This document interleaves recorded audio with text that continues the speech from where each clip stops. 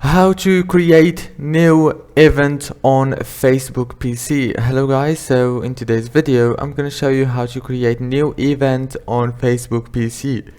First thing, go right here to Facebook and go right here, click on see more, scroll down, click on events. Now after you click on events, all what you have to do is simple. Click here on create new event and now choose your event online or in person.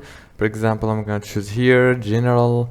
Now choose your event name from here, and for example, how to media event test, and choose your start date and all those stuff.